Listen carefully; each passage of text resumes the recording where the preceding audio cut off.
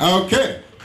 So I'm hoping I do not turn this to be a preaching night. Now, I'm here to just speak about my leader. Okay. So don't be scared about this thing. There's just my notes in there.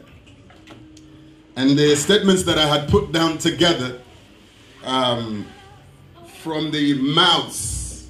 I stand here today on a very, very important note, you know. I really want you to pay attention. And also, if I may, you know, I'm hoping that I may be able to reach beyond the diaspora so that we're able to reach the ground. And I make this known to Malawians. We are proud to call him our president. All right. So this is a statement by the clergy in the diaspora. One of the things I also do know is that down on the ground, the clergy has also already conversed. You know, they've already been together, declared this even before me, or before us, if you like. And we just want to concur with what our friends have already seen and with what we are seeing.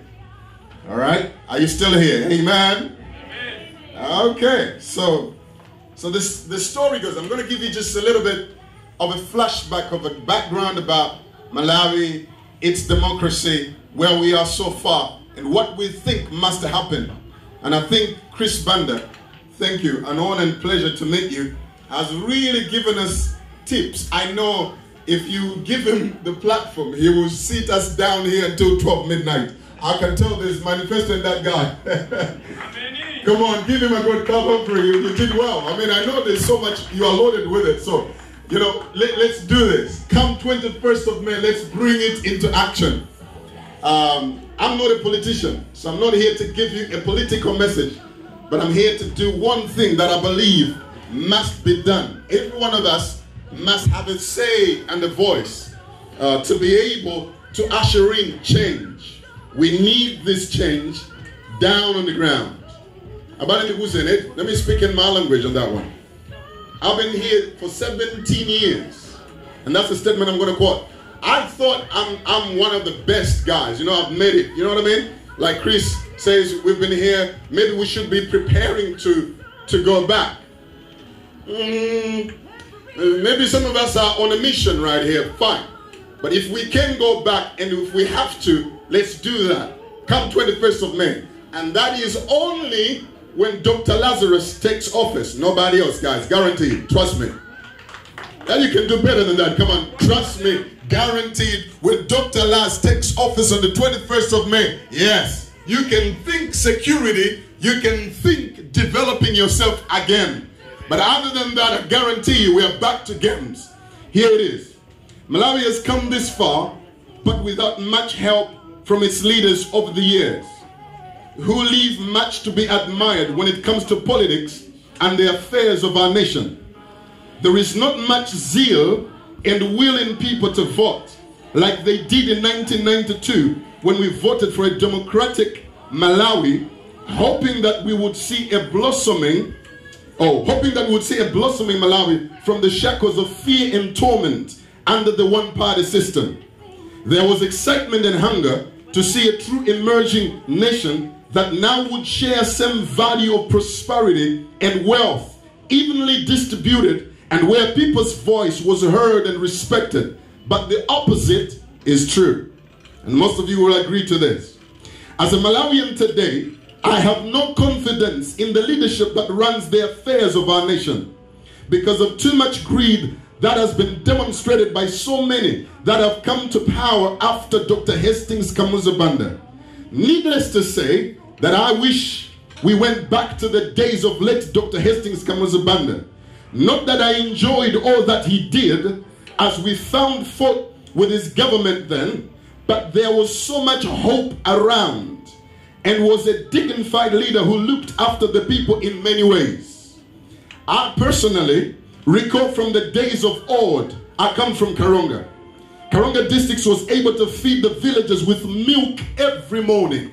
Do I have any Karongas in here? Karongans? We were fed. I mean, there used to be, you remember? The horses, you know, the horses' milk shared in the streets of Karonga.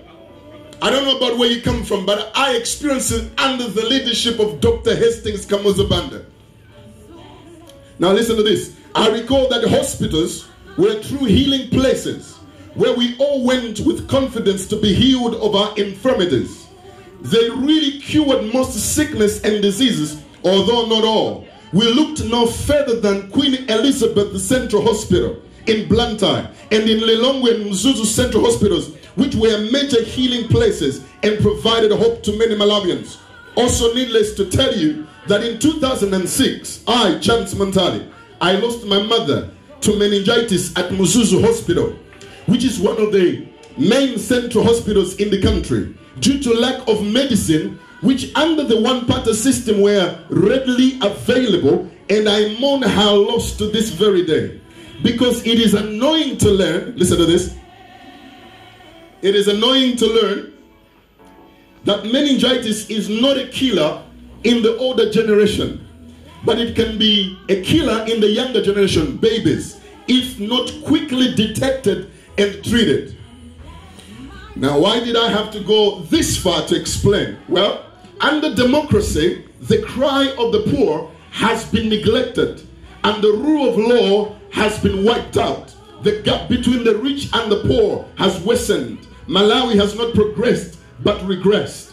The poor are butchered like animals because they have no voice in society and in authority. We disliked Kamuzu's style of leadership, to which truly, if you asked a poor villager who lived in the days of Hastings, will affirm my statements to be honest and true. We had security around us, with police and army at the heart of keeping the law and locking and jailing the perpetrators. Today, thieves seem to be policing our country as justice falls at the door of police authorities, which today is a joke. You have to think twice to set up a business due to umbava. Nobody cares to pursue the case because you have not bribed. There is no protection to the very citizens it serves and get paid from. They are bribed to let you go free without charge, even if your move puts so many lives at risk. We have not moved an inch into what we can. We have not moved an inch into what we can be, but have regressed into deep pits of corruption and robbery. Time will fail me to say all the flows of different governments which succeeded Dr. Hastings Kamuzabanda. Hence, I want to get straight to the point of the corporate voice in the diaspora clergy. Without a doubt, listen to this, we have come very far and so nearer to our freedom, Malawi, than ever before. And this I say with tears in my heart. Think about it. This year marks the 55th year of our so-called independence. But the country is still backwards. If you think we cannot rise, you are not doing justice to the mercy of our God. God's mercy does two things. It renovates our yesterday, but then it empowers our today with his favor to prosper. Lamentations chapter number 3 verse 22 to 23. Hebrews chapter number 4 verse 16. Can I preach a little bit here?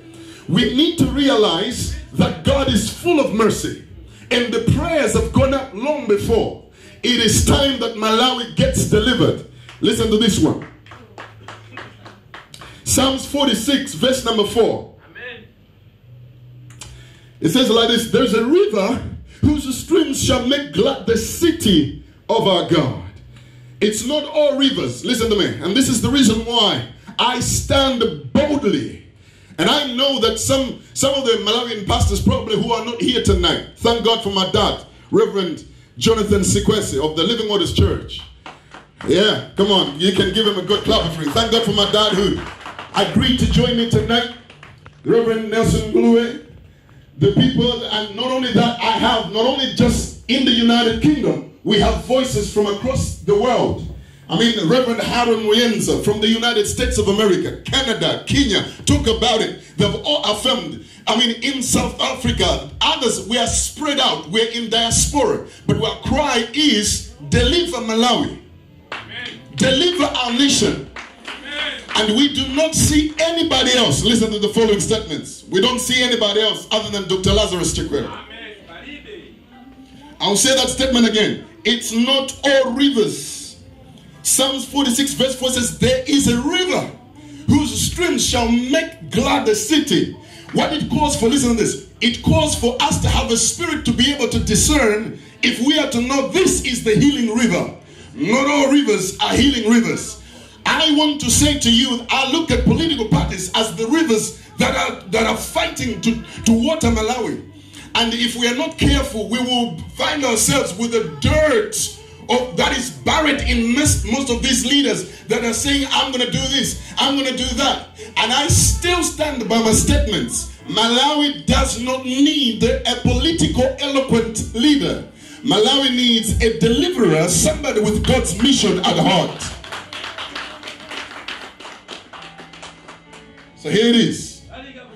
To this juncture, may I, on behalf of the diaspora clergy, endorse the Right Honorable, my President, Dr. Lazarus Chakwera, as the outstanding leader of integrity and trust. From day one, he has shown us, listen to this, you will love this. From day one, he has shown us his true passions and his leadership skills. He is the only leader, candidate, who has declared his assets amongst all the parliamentarians and government officials, sending a clear message of transparency and integrity at heart. He is the only true redemptive voice to the new Malawi, and the man willing to listen and learn from people. And you can do better than that. You can even clap for that. Malawi does not need someone with a political eloquence and just knowledge, but a deliverer who has God's mission at heart. In Dr. Lazarus, we have a man full of proven skill, but also a God-fearing man, a well-educated professor whose sole purpose of coming into power is to do a Cyrus job. If you don't know Cyrus, go read your Bible. To redeem God's people, Malawians, from Umbava and the brutal leadership, ending the boss-type leadership mentality who came to use and abuse the people. My fellow Malawians, I want to acknowledge that it is you. Now this is truly, and I hope the media is catching this, I want to say too, I know it is you and me who makes the choice. Listen to this. It is you and me who makes the choice. Who has the choice? Come 21st of May. Psalms 46 comes into play again. Verse number 4. Make sure your choice lines up with God's direction. Notice that I said God's direction or truth. Listen. I didn't say that this is the man God says. I said God's direction. I have come to discover that God can say this is the way, but you can choose your own way. I know what I'm talking about. If it was not like this, what I'm about to say to you, listen to this. Salvation is a gift to all.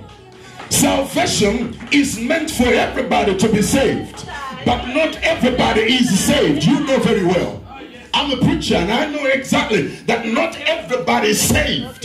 So what am I saying? God's direction can be there and say this is the person, but you could miss it because it's your own desire.